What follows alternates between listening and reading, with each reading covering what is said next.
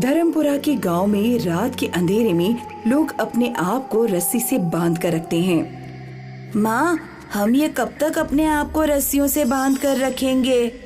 जब तक हम जिंदा हैं। अगर हमें जीना है तो हमें यही करना पड़ेगा बेटा। लेकिन आखिर ऐसा होता क्या है रात को? रात को मौत की बांसुरी सुनाई देती है और इंसान अपने आप उस बांसुरी की धुन से खींचा चला जाता है। आज तक कोई जिंदा वापस नहीं लौटा। कौन बजाता है ये बांसुरी? पता नहीं बेटा, पर बहुत से लोग इस मौत की बांसुरी का शिकार हो चुके हैं। कैसे? एक रात की बात है, दो राहगीर धर्मपुरा की सरहद पार कर रहे थे। तभी उन दोनों को एक सुरीली बांसुरी की धुन सुनाई दी। कौन बजा रहा है ये बांसुरी? बहुत मीठी धुन है इसकी। वो राहगीर उस मधुर धुन में मोहित होकर जंगल की ओर चलने लगे। वो दोनों अपने होश में नहीं थे। जब वो जंगल पहुंचे तो न जाने क्या हुआ और वो दोनों जोर जोर से चीखने लगे। गांव वालों को बस उनकी चीखें सुनाई दी और अगले दिन उन दोनों की लाश मिली। हो सकता है कि उन लोगों का शिकार किसी जंगली जानवर ने किया हो सकता था अगर ये चीज बस उन दोनों के साथ हुई होती। इसके कुछ दिनों के बाद गांव के हरिया काका चौपाल पर सो रहे थे। आधी रात को उनको भी बांसुरी की धुन सुनाई दी। वो भी उठकर बांसुरी के पीछे पीछे चलने लगे। अरे काका कहाँ चले गए? काका, वहाँ मत जाओ। हरिया काका को काफी गांव वालों ने रोकने की कोशिश की, पर उन्होंने सबको धक्का मार दिया और पागलों की तरह जंगल की ओर दौड़ने लगे। कुछ देर बाद उनकी भी चीख सुनाई दी और अगले दिन उनकी लाश मिली। आखिर क्या होता है जंगल में? मुझे नहीं पता। वो बांसुरी कौन बजाता है वो भी नहीं पता। तो किसे पता होगा? शायद तेरी दादी माँ को पता हो। कल तू उनके घर जाकर पूछ लेना। हाँ। छोटू की माँ ने छोटू और खुद के पैर में रस्सी बांधी और दोनों सो गए। आधी रात में मौत की बांसुरी का मधुर संगीत शुरू हुआ। छोटू नींद में था और अचानक वो उठकर चलने लगा। छोटू के पैरों की रस्सी अलमारी से बंधी हुई थी, इसलिए वो बाहर न जा पाया। छोटू की माँ की आंख खुली और उसने छोटू को चलता देखा। छोटू, छोटू, छोटू। छोटू की माँ ने छोटू को 2 तमाचे मारे। तब जाकर छोटू होश में आया। आज मैं तुझे खो देती बेटा। छोटू की माँ छोटू को गले लगाकर रोने लगी। छोटू बच गया।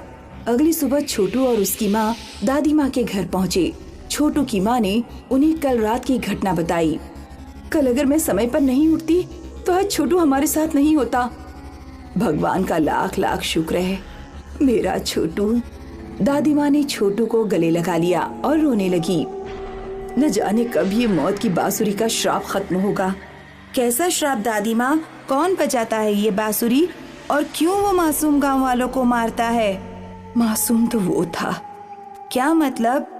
ये उस समय की बात है जब मैं तुमसे भी छोटी थी। गांव में कृष्णा नाम का युवक रहता था।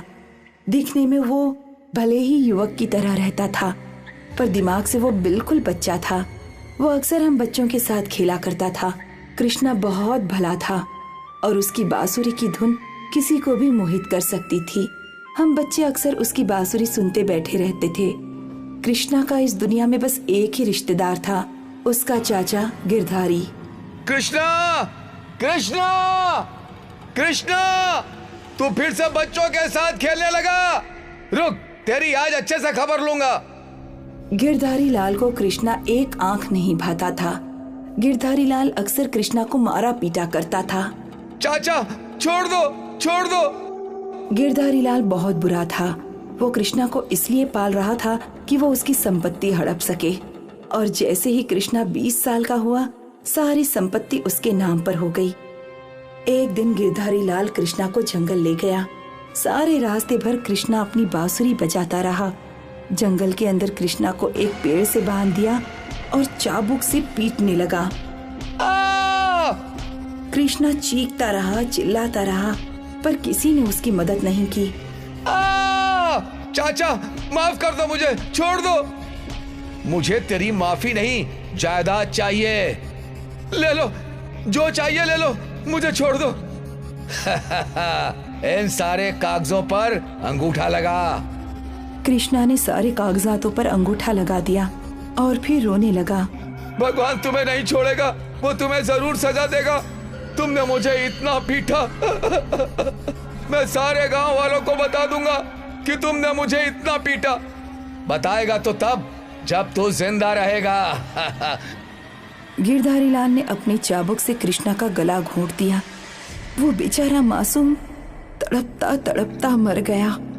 तब से अब तक रोज रात को मौत की बांसुरी सुनाई देती है और फिर चीख के बाद बस लाश ही मिलती है। आपको ये सब कैसे पता? मरते वक्त खुद गिरधारी लाल ने अपने पाप कबूल किए। लालच इंसान को शैतान बना देती है। अब भी रोज मौत की बांसुरी बजती है और कोई न कोई मौत का शिकार होता है।